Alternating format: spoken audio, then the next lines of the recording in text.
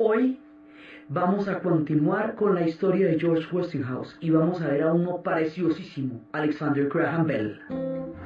La vez pasada estábamos viendo primero a un hombre absolutamente extraordinario, que era Thomas Alva Edison, como lo llamaban la lámpara, cómo había iluminado el mundo y las ciudades, y cómo cuando murió el mundo ya estaba iluminado y cuando nació todavía los candiles y las penumbras estaban en lo que después serían las grandes urbes, y estábamos contando todas sus historias y cómo hubo un momento de oscuridad en el momento en que él había muerto.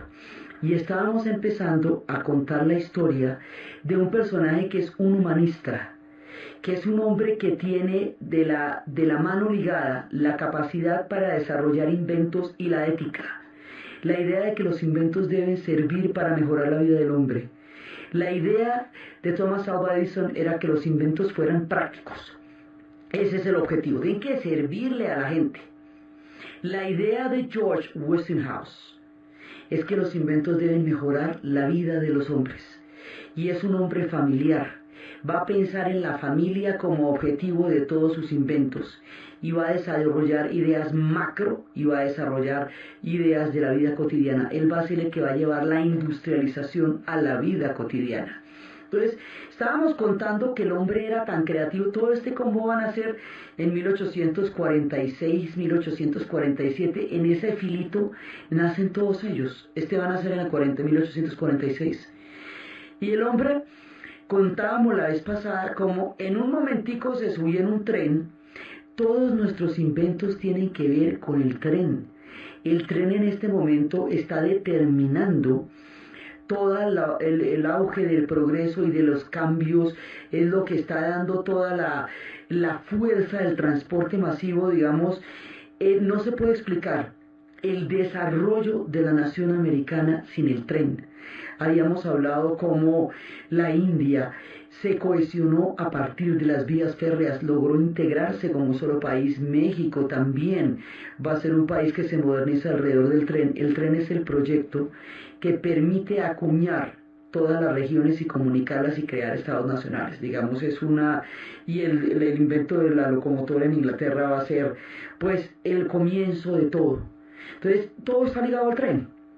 Y precisamente por estar ligado al tren y por este espíritu de progreso, de optimismo que hay en que las cosas están creando un mundo mejor. Estábamos empezando con esta canción de Cat Stevens que dice que he estado alegre últimamente, que he estado sonriente últimamente, pensando en las buenas cosas que están por venir, pensando en los días mejores que van a llegar, y estoy pensando en el tren de la paz que va a recorrer estos territorios. Entonces, y hablaba de ir, de ir montando en el tren de la paz. Cat Stevens montaría en el tren de la paz mucho tiempo después con su hermoso espíritu, pero Westinghouse, en el mismo tren, lo que desarrolla es una capacidad de observación impresionante. El hombre se monta en el tren y habíamos visto la vez pasada como en un ratico, en un recorrido, ya vio dos cosas. Ya vio que los trenes tenían un sistema absurdo de frenos, que necesitaban un vagón para poderlos parar, y que eso era peligrosísimo en términos de accidentalidad y hacía que los vagones se incrustaran unos sobre otros si se presentaba un accidente, y al hacerlo espicharan a las personas dentro del siguiente vagón. Usted imagínese un accidente de ese tamaño. Y por el otro lado, que estaban mal señalizados. Entonces la señalización, que es un elemento tan supremamente básico, de sentido común, pues de mínimo entendimiento que haya señalización en los trenes, el hombre simplemente desarrolla eso. O sea, va mirando la vida, y donde quiera que va mirando la vida, se va pillando que ahí toca hacer algún arreglito. Señalicemos estos trenes y verán cómo quedan de chéveres, y la gente empieza a ver cuándo hay que parar y todo, y verá cómo no se estrellan y quedan regios.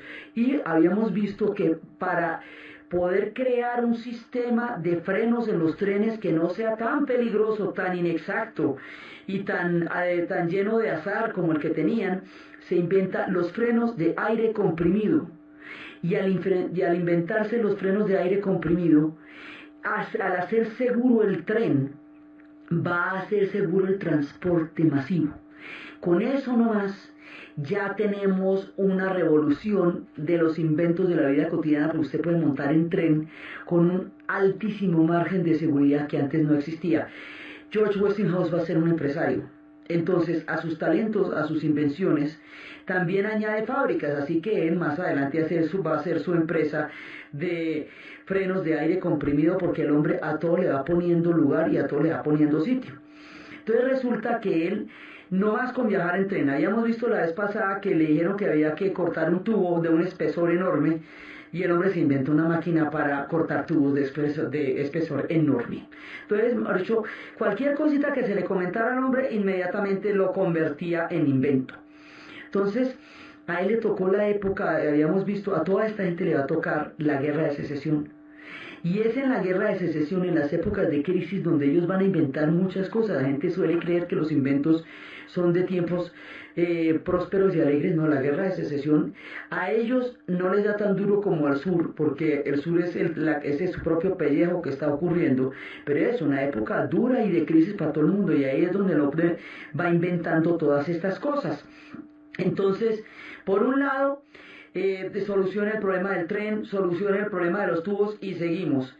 Y después se inventan los motores rotativos. Los motores rotativos hacen posible que la fuerza del agua pueda moverse en las hidroeléctricas y desarrollar electricidad.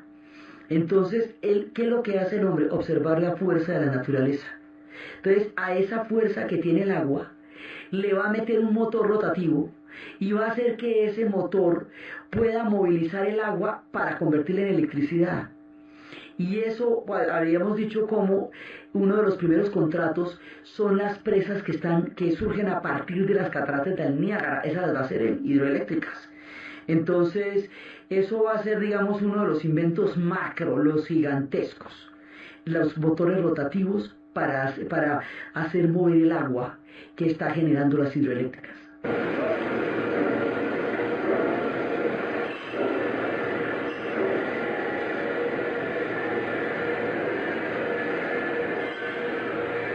Con las hidroeléctricas se puede masificar la energía, y ahí sí se pone más chévere la cosa. Entonces el hombre inventa esto a nivel macro, y su gran invento, digamos, lo que va a hacer posible toda su obra, es que por un lado el hombre, como hemos dicho, es un hombre de familia, y en todo está trabajando con su mujer, que es Margarita Westinghouse, con quien tiene una historia de amor que va a durar toda la vida.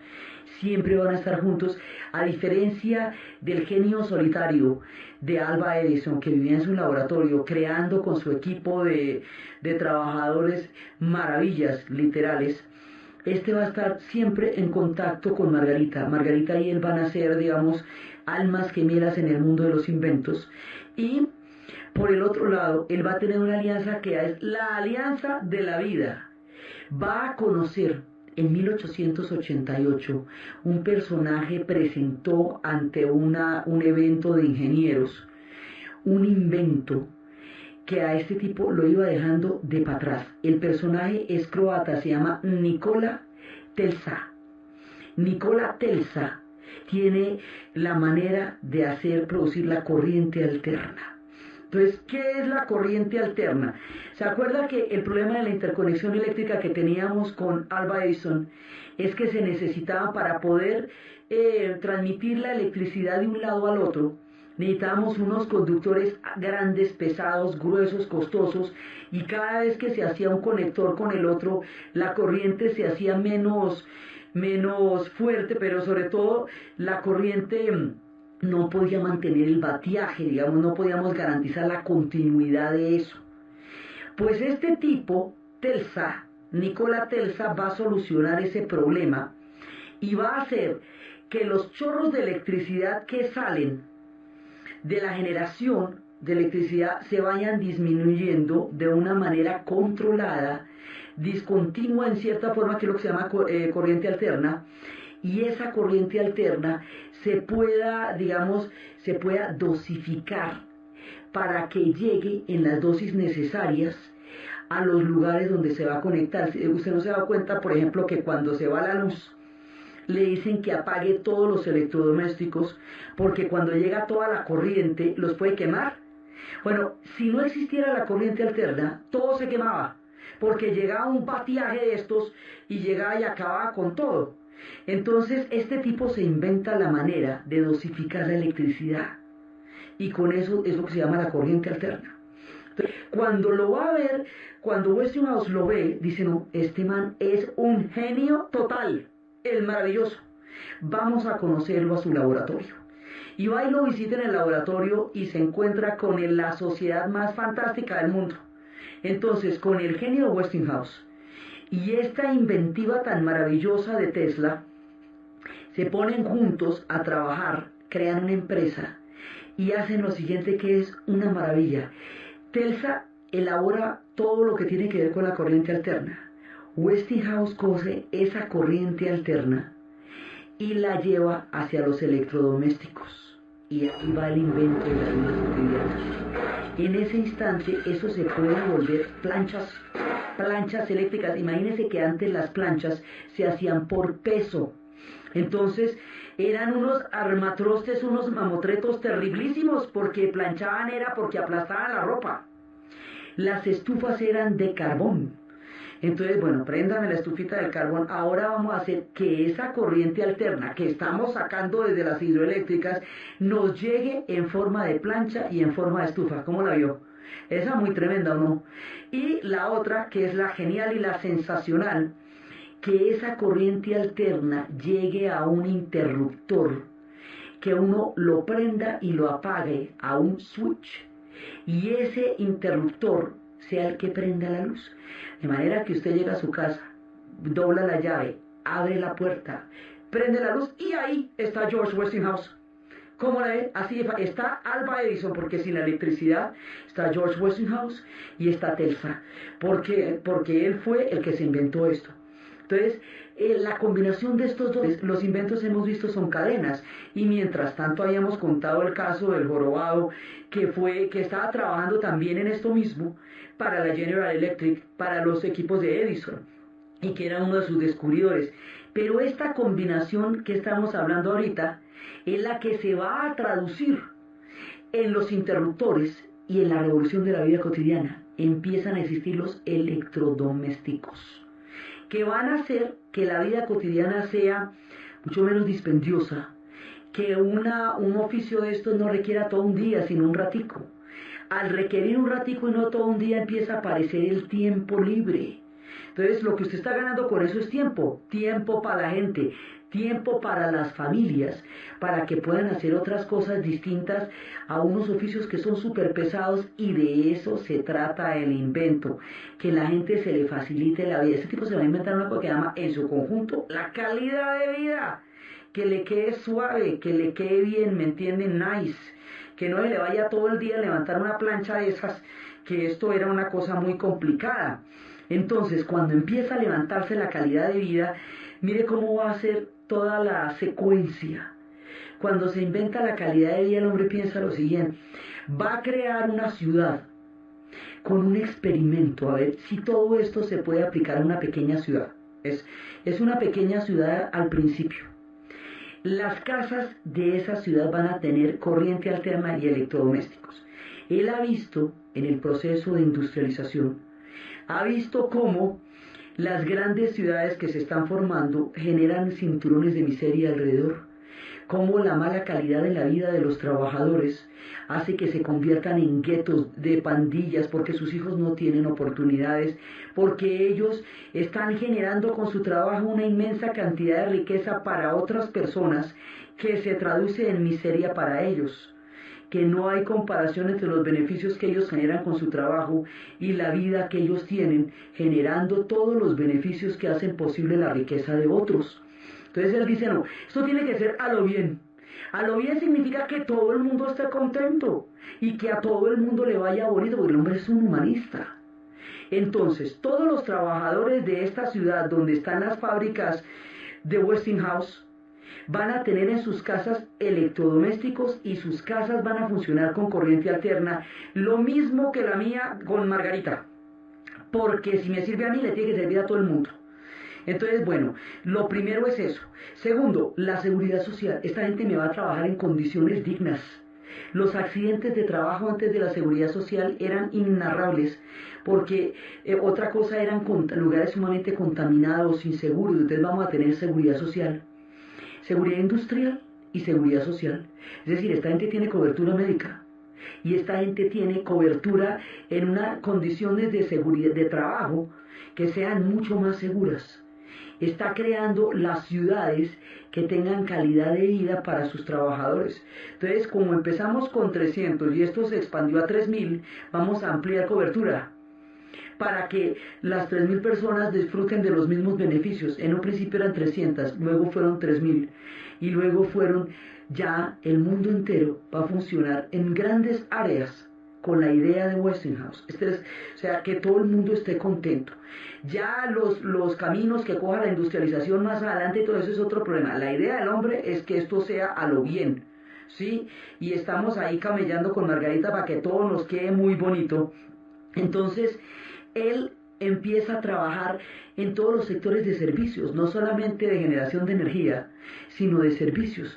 Entonces sí, efectivamente que haya seguros médicos, que haya la capacidad de trabajar con seguridad y se empieza a pensar en otra idea que es fundamental. El aire tiene que estar limpio, el aire tiene que ser respirable, porque si el aire está totalmente contaminado, toda esta calidad de vida y toda esta prestación de servicios y toda esta cobertura de las ciudades está, digamos, a mitad de camino, porque si usted sale y se envenena respirando ese aire, los pulmones no le aguantan, entonces la cosa está muy grave. Con esto está empezando a señalar los problemas de contaminación del creciente mundo industrial. Con esto está empezando a plantear problemas que hoy por hoy ya vamos en el calentamiento global. Con esto está empezando a plantear una cantidad de cosas que cuando surja en adelante, en el futuro, el pensamiento ecológico desarrollará esta idea que tempranamente, en los comienzos del mundo industrial, había desarrollado George Westinghouse. Y la pregunta en ese momento es la misma pregunta del aire puro y de la calidad de vida, y la pregunta que se haría en el futuro Cat Stevens de dónde juegan los niños cuando está creciendo un mundo industrial. Cat Stevens nos diría, interpretando en el futuro este pensamiento del que estamos hablando, bueno, yo creo que está bien que hagamos aviones jumbos, trenes cósmicos, tener una vuelta en un tren cósmico. Yo pienso que está bien que estemos inventando todas estas cosas. Yo sé que hemos recorrido un largo camino, pero dígame, ¿dónde juegan los niños? Sé que está bien que haya camiones y que haya todas esas cosas, pero dígame, ¿dónde juegan los niños? Entonces, efectivamente, en las ciudades de Westinghouse tenía que haber dónde jugaran los niños, para que no tuviéramos el problema de que no quedara un espacio ya donde jugaran los niños. Entonces, por ese lado, lo está planteando Westinghouse. Otra cosa que le ocurre ya que estamos en estas es bombear el gas por tuberías para que llegue a las casas, ¿cómo la ve? Y haya calefacción. Ah, esa chévere, ¿no es cierto? El gas por tuberías. Entonces se va inventando todo esto y ya con el tema de la corriente alterna, pudiéndolo utilizar, entonces la lavadora, la secadora, la tostadora, todo esto se lo va inventando. La popularización de estos inventos va a tardar mucho tiempo, porque esto va a ser la característica del modo de vida americano en los años 60, en los 50 y los 60 del siglo XX, después de la Segunda Guerra Mundial, cuando llegue el gran auge del modo de vida americano y de la vida de los suburbios y todo eso, las ciudades serán masivamente como este pequeño experimento que había hecho George Westinghouse 100 años antes, previendo una ciudad del futuro donde el hombre no fuera presa de la máquina, sino que utilizara la máquina para su vida cotidiana, para mejorar su calidad de vida, para tener tiempo libre, para que no fuera tan dispendioso el oficio diario, para que las familias tuvieran mejores condiciones de vida. Esa era la idea de George Westinghouse. Por eso tanta cosita lleva el nombre de ese señor, porque es que se inventó la mitad del mundo. Lo que son las ciudades en términos de redes y de servicios, y la manera como funcionan al interior de los hogares, es fundamentalmente lo que se inventó Westinghouse. Y Westinghouse lo hace con el gran invento de Telsa. O sea, Tesla es el que da la línea de cómo es y Westinghouse el para qué es, cómo lo vamos a utilizar y cómo vamos a hacer de eso algo chévere para la vida de la gente. Este es un inventor con ética. Eso es muy bonito porque no necesariamente la gente que tiene grandes inventos ha pensado en que la utilización de esos inventos debe ser de una manera positiva y creativa. El hombre sí, por eso le digo que es un humanista. Eso es muy importante en el mundo de Westinghouse. Es un hombre que ha pensado en el bien común para desarrollar sus inventos. Además, es un gran empresario. Entonces siempre logra que un invento le dé el billete para poder crear el otro. Por eso es que crea todas las fábricas y crea las compañías con Tesla y todo eso, y al crear y las fábricas de aire comprimido, y al crear las fábricas crea las ciudades, y al crear las ciudades crea todas estas casas y todo este sistema, y va generando, es un mundo, ¿eh? El mundo como sería en el futuro es el que va a ser Westinghouse en su momento, y por eso es tan importante en este espíritu. Además es como el espíritu del progreso. Es una contradicción inclusive muy grande porque el ideal es la tierra. Todo el mundo va a buscar tierra, todos los emigrantes llegan en busca de tierra. Pero lo que está pasando es la industrialización.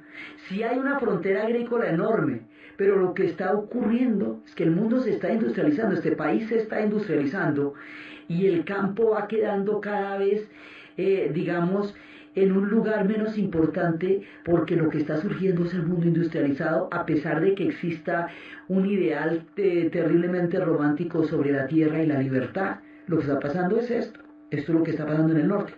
Bueno, Westinghouse le va a tocar de todo y él va a morir en 1914, dale, pues que le rindió. Al hombre nació en 1846 y muere en 1914, le tocó una vida larga, paralela a la de Edison.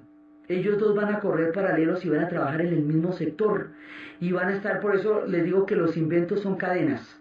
Muchísima gente está camellando al mismo tiempo y están en muchos puntos de la Tierra, se están trabajando muchas cosas a la vez. Pero aquí lo que pasa es que estos dos son los que articulan sus inventos con la vida moderna. Por eso es que quedan figurando en la historia, porque ellos articularon las cosas que se inventaron con toda la sociedad y la vida de su tiempo, y esa articulación es la que hace que sobre ellos recaiga la gloria de estos inventos, aunque muchísima otra gente los haya hecho al mismo tiempo, esté trabajando en esto, haya descubierto aquello, pero las ciudades como son, las creó Westinghouse. Y sin la bombilla eléctrica nosotros no hubiéramos podido llegar. Sin la bombilla eléctrica, ¿cómo llegamos al switch? ¿Ve? O sea, todos son inventos que se interrelacionan en un mundo que se está conectando, que está creciendo sobre las bases de las redes. Entonces, él muere en 1914. Margarita Westinghouse tenía clarísimo que ella no iba a vivir después de su esposo. Lo había dicho desde siempre. Estuvo con él todo el tiempo, vivía maravillada con su genio y con su espíritu, con las dos cosas, con su genialidad y con el espíritu tan hermoso que él tenía. 3 meses después de la muerte de George Westinghouse, muere Margarita, según lo dicho. Ella había querido vivir la vida con él, y con ellos dos, los inventores de las ciudades. Y otro personaje que va a venir a nuestra historia, que es de una belleza impresionante, porque si Thomas Alva Edison era un hombre extraordinario y práctico, si George Westinghouse era un humanista, este hombre es un humanitario, este es un hermoso ser humano. Este hombre es Alexander Graham Bell. Alexander Graham Bell va a nacer en un mundo, él nace originalmente en Escocia, como todos los demás son migrantes también, su familia emigrará, y como es un hombre tan bacano, tan supremamente bacano, Escocia y Estados Unidos se pelean. La cuna de este hombre, la cuna es Escocia, pero toda su vida va a transcurrir en los Estados Unidos. Vienen los barcos, como todo el mundo, como llegó Telsa, en los barcos, como llegó todo el mundo. No es que están bajando los barcos, llegando de todos los barcos. Entonces, pues todo el mundo lo reivindica, todo el mundo quiere hacerse a la honra de este hombre tan maravilloso. Este hombre va a nacer hijo de un profesor de oratoria, de un hombre grandilocuente y de una mujer sorda. A mitad de camino, entre la elocuencia y el silencio, este hombre va a nacer la mitad de su vida entre la locuacidad y la otra entre el profundo silencio. Él es un hijo de los sonidos del silencio. En los sonidos del silencio nace Alexander Graham Bell. Él va a tener los dos un núcleo familiar muy fuerte que lo va a apoyar, una relación con la madre profunda que le va a dar una mirada del mundo muy importante. Lo que él va a querer es que los seres humanos se comuniquen. Hijo de una mujer sumida en el silencio, él quiere que las personas se comuniquen y la mayor parte de sus inventos van a estar dedicados a los sordos mudos, porque él quiere que los sordos puedan entenderse con el mundo, empezando por su madre, y quiere que las personas se puedan comunicar entre sí. Él había descubierto que poniendo sus labios sobre el cráneo de su madre, la vibración de los labios le transmitía a ella impulsos que eran de comunicación, y así empezó. Y ellos trabajaban muchísimo y a la vez el papá lo ayudaba cantidades, y entre los dos le dieron, digamos, la solidez a este tipo para inventar. Entonces, él era muy inquieto, él empezaba 20.000 cosas, pero lo raro era que las terminaba todas.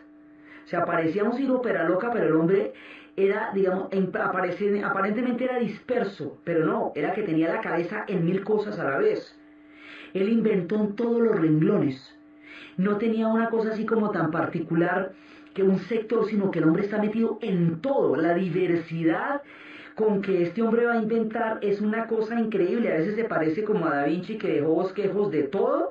El hombre estuvo experimentando con lo que serían los helicópteros, con las cometas, con los futuros alerones de los aviones. Cuando los aviones no habían inventado, él ya tenía los alerones, gramófono, él de todo. Estuvo metido con la luz y lo suyo era la naturaleza, era la que lo inspiraba. Su invento más tremendo va a ser el teléfono. Pero el hombre empieza por crear un mundo en el que se puedan comunicar las personas sordas. Las audiometrías, la prueba de audiometría, que es la que determina el nivel de audición de una persona, se la inventa él, Alexander Graham Bell, en su nombre, en su honor. La medida la medida de audición que uno tiene se da en decibeles por Alexander Graham Bell, por eso se llama el decibel. Entonces, cada vez que usted se va a una audiometría para poder matricular un niño o una niña en el colegio, ahí está Alexander Graham Bell, porque antes a los niños los rechazaban en los colegios, alegando que no tenían inteligencia para estar ahí y lo que tenían era problemas de audición.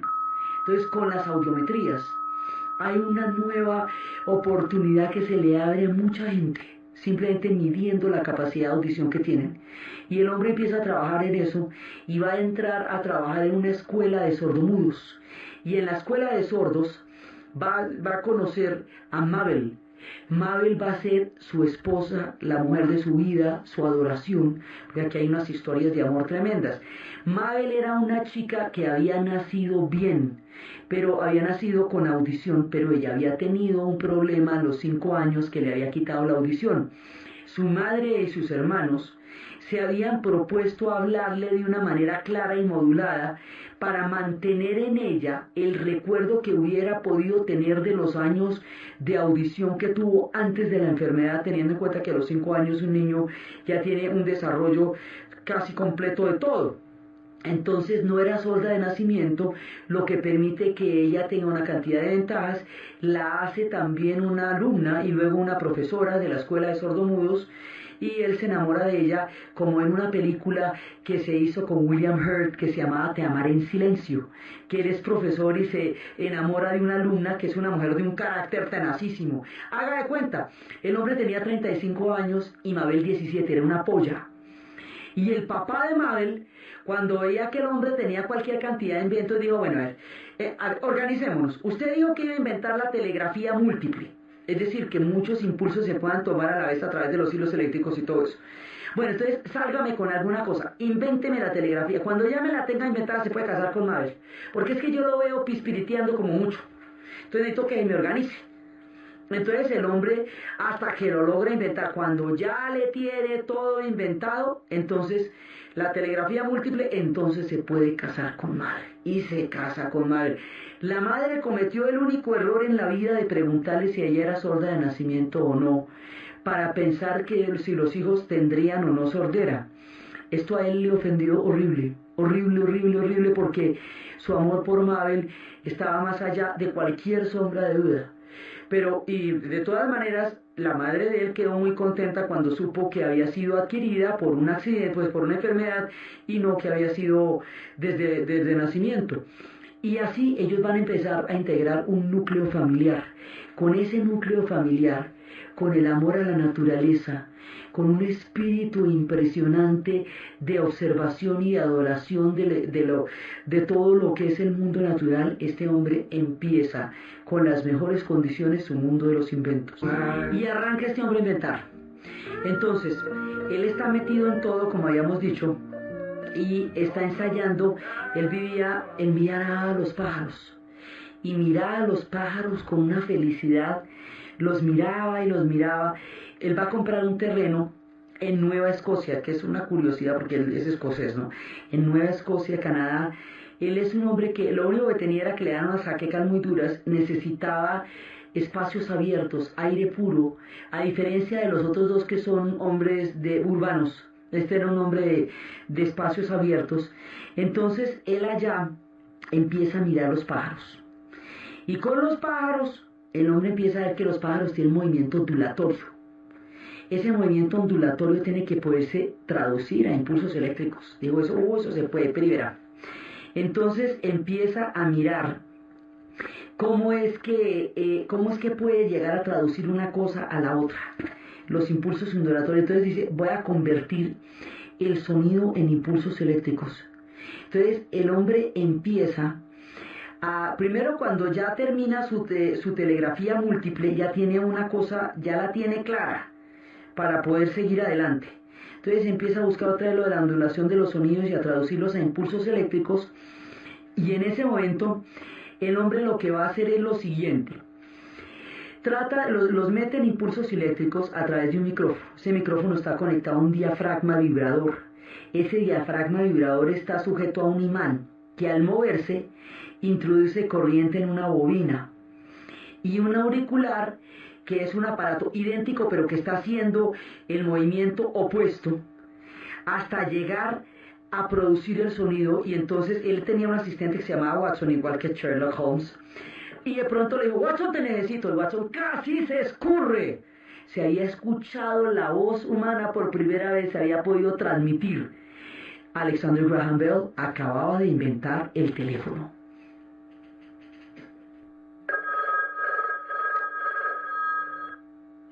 La idea que el hombre tenía era que ese invento iba a permitir que los amigos se comunicaran. Él dice, un día los amigos se van a poder comunicar sin necesidad de salir de sus casas. Van a utilizar un aparato de estos y van a poder charlar entre sí. Entonces, con esto, él va a hacer, digamos, su invento más importante.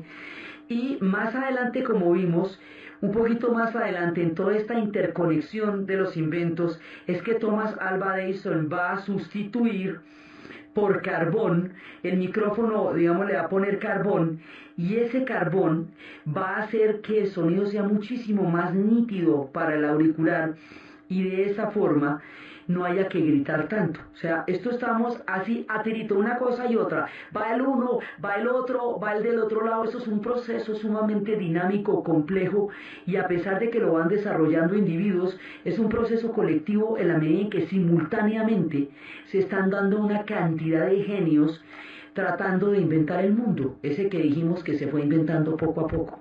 Entonces el hombre sale con lo del teléfono. Hay quienes dicen durante toda la vida, digamos los italianos, la colonia italoamericana va a sostener siempre la idea de un personaje que se llama Meucci como inventor del teléfono, porque el hombre años antes se había inventado un teléfono para comunicar del primero al segundo piso, porque resulta que tenía una esposa reumática que no podía bajar escaleras, y él quería saber cómo estaba ella.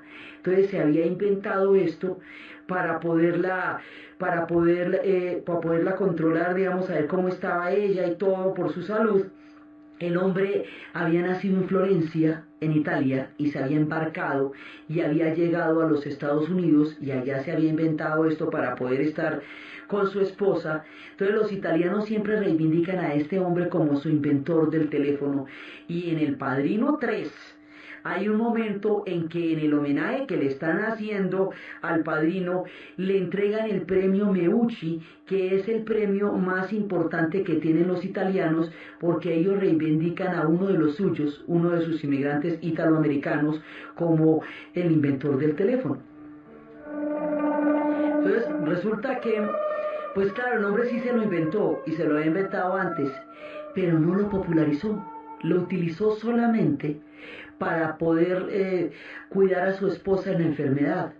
Mucho tiempo después, a través del increíble lobby que la colonia italoamericana va a hacer en el Congreso y de la importancia que ellos van a tener en el desarrollo de esa nación, lograrían que el Congreso de los Estados Unidos le dé un reconocimiento a la figura de Meucci como uno de los hombres que aportó fundamentalmente a la invención del teléfono. Pero el tema con Alexander Graham Bell es que Bell, aparte de ser un inventor, es un empresario. Y al ser un empresario tiene la capacidad de globalizar estas cosas, de generalizarlas. Entonces él va a crear las compañías de teléfonos, por eso llevan su nombre. Entonces, al crear empresas telefónicas, esto trasciende. Lo de Meucci es fundamental a nivel científico, pero no alcanza a trascender a nivel de la vida cotidiana, porque no sale del ámbito doméstico en el que lo inventó, mientras que Bell lo generaliza, y al generalizarlo lo va a popularizar y lo va a dar a conocer, y por eso queda en su nombre oficialmente la invención del teléfono. Ya les digo, todos los inventos son de ese estilo. Mucha gente está trabajando, pero hay uno que lo articula con la sociedad y es el que queda, digamos, en la historia como el de la jugada. Bell se inventa el teléfono. Bell inventa una cantidad de cosas para comunicar a la gente. Ustedes han visto en los diccionarios que hay unos signos al lado de las palabras. Esos signos son los alfabetos fonéticos. Esos alfabetos fonéticos se hacen para que no importa en qué idioma esté, usted tenga unas convenciones internacionales que pueda leer para saber cómo suenan los idiomas. Porque es que hay lenguas que se escriben y se pronuncian de una manera diferente. El mismo inglés se escribe y se pronuncia distinto. El español no, pero el inglés sí. Entonces, esto que está al lado de los diccionarios llamamos el alfabeto fonético. Bell se lo inventa para poder comunicar a la gente, para que tenga una idea de cómo suenan las cosas. Entonces, el hombre está metido en eso. Le fascinaban las cometas gigantes. Enormes cometas le gustaban al hombre, y entonces porque le gustaban los pájaros, y él se inventa el alerón de los aviones. Pues los aviones todavía no existían, pero no le hace. Él se los inventa. Él estaba, digamos, en ese momento de compadre con los hermanos Wright. Inclusive un compañero, un familiar de él, en uno de los experimentos de Wilbur Wright, se va a matar. Wilbur se le quiebra la pierna. Entonces él entiende que las alas, mirando los pájaros, él ve la manera como curvan las alas. Y él dice, los aviones tienen que tener ese alerón para que más adelante, cuando vuelen, cuando haya tormenta, puedan calibrarse con la tormenta, puedan movilizarse. Él se soñó un mundo donde la gente montaría en esos pájaros con alerones. Soñaba con que eso iba a suceder. Y hoy por hoy utilizamos los teléfonos para confirmar los vuelos, ¿sí? Que era lo que se había soñado Alexander Graham Bell, así de simple. Entonces el hombre hizo, por eso le digo que se parece a Da Vinci, dejó a medio hacer una cantidad de cosas, experimentos con helicópteros. El hombre va a experimentar con celdas fotoeléctricas y con celdas solares y con el selenio. Después se le ocurre que habrá unos teléfonos más adelante que ni siquiera dependan de los hilos, sino de las ondas del aire. Eso todavía no, digamos, él no solamente conoce el invento, sino la potencialidad del invento. Él puede mirar en el futuro como un Julio Verne que puede llegar más allá. aunque todavía no exista en ninguna parte distinta a su imaginación. Así se imagina que en el futuro van a existir unos teléfonos que puedan comunicar la voz humana a través de unas ondas, pero que no estén en cables, sino en ondas del aire. ¿Sabe qué es eso? Un celular. Vaya viendo, pues. Sí, entonces 100 años antes, él no, eso no lo alcanzó a hacer ni nada, pero lo concibió. El hombre decía, esto se va a poder en algún momento. Más noche, pero se va a poder. Por eso empezábamos el programa con el espíritu de Cat Stevens, diciendo que ha estado sonriente y alegre últimamente, pensando en las cosas buenas que van a venir. Porque hay un espíritu de optimismo en esta época, porque el mundo se está transformando a una velocidad impresionante y las cosas están cambiando y se mejora la vida cotidiana, porque empiezan a existir los conceptos de la calidad de vida y todo eso. Entonces, este hombre está pensando en todas estas cosas y resulta que le pasa una fortuna que no es común.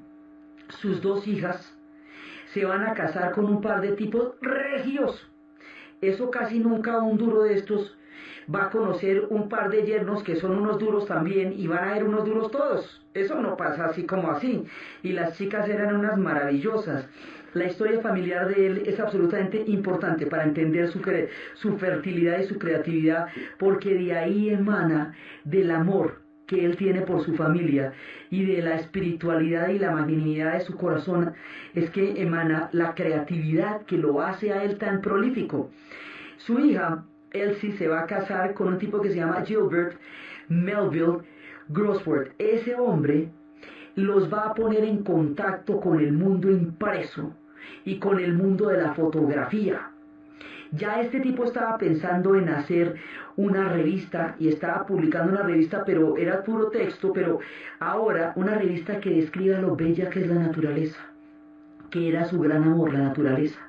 Con esa revista tan bonita que le gustaba de la naturaleza, al llegar al término del mundo impreso y este término de la fotografía, se van a inventar una revista que muestre la belleza del mundo. Esa revista se llama la National Geographic. Eso es el director de la National Geographic, el fundador, Bell y sus yernos, porque ambos estaban en la jugada. El hijo el esposo de Elsie la mayor y el esposo de Daisy, que trabajaba con él también en la telegrafía múltiple. Entonces es un combo bacano el que se arma ahí, porque potencializa los genios de todos. Entonces la National Geographic, que cumplía 100 años a finales del siglo XX y que ahora sigue describiendo la naturaleza de una manera magistral, y ahora ya han vuelto hasta canales y bueno, mil cosas, él se la inventa con esa pasión por la naturaleza y el fantástico y afortunado encuentro con este yerno que le va a dar los elementos gráficos y los elementos editoriales para poder hacer esto. Entonces el hombre va creando un mundo absolutamente maravilloso, con la ondulación de los sonidos, con el vuelo de los pájaros, con la observación del silencio, con la observación de todos los sonidos que lo han acompañado. Finalmente, después de una vida increíblemente prolífera, después de 1000 cosas, el hombre va a morir en 1919, pero además otro detallito, antes de que nos vayamos, el hombre se inventa una cosa que le da mucha velocidad a las lanchas, para que puedan rendir cantidades. Se inventa la voladora, un aparato que hace que la lancha se eleve por encima del agua, pese menos y tenga una gran velocidad, así que esto hace que las operaciones de salvamento se puedan dar con muchísima más rapidez. La voladora, como nosotros la conocemos, es otro de los inventos de Bell. ¿Cómo la ve?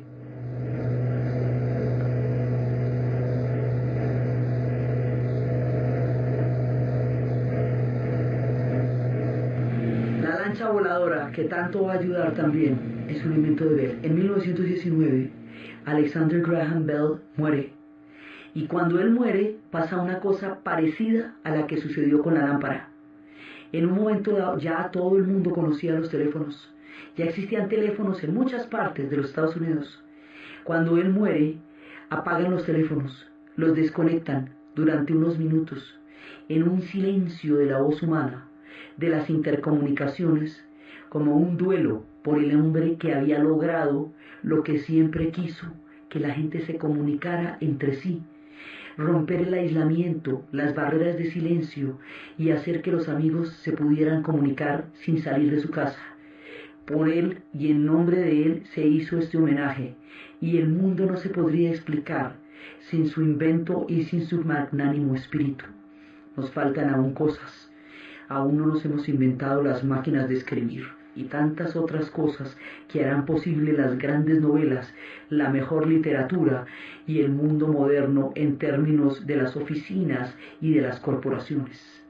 Entonces, desde los espacios de la genialidad cotidiana, del concepto de la calidad de vida de George Westinghouse y su amor con Margarita, desde el mundo entre el silencio y la elocuencia en que van a ser Alexander Graham Bell, su espíritu sereno y magnánimo, su manera de mirar el mundo, sus audiometrías, su teléfono, sus pájaros voladores que por el momento volaban en su imaginación hasta que el mundo lo alcance, las ciudades modernas que hoy se encienden a partir de los electrodomésticos, el mundo como hoy lo conocemos, en un sentido cada vez más cercano a la realidad que vivimos, soñada por estos hombres que empezaron a pensar en sus familias, en el espíritu humano, en la naturaleza y en una mejor vida para todos. En la narración, Diana Uribe, en la producción, Jessy Rodríguez, y para ustedes, feliz fin de semana.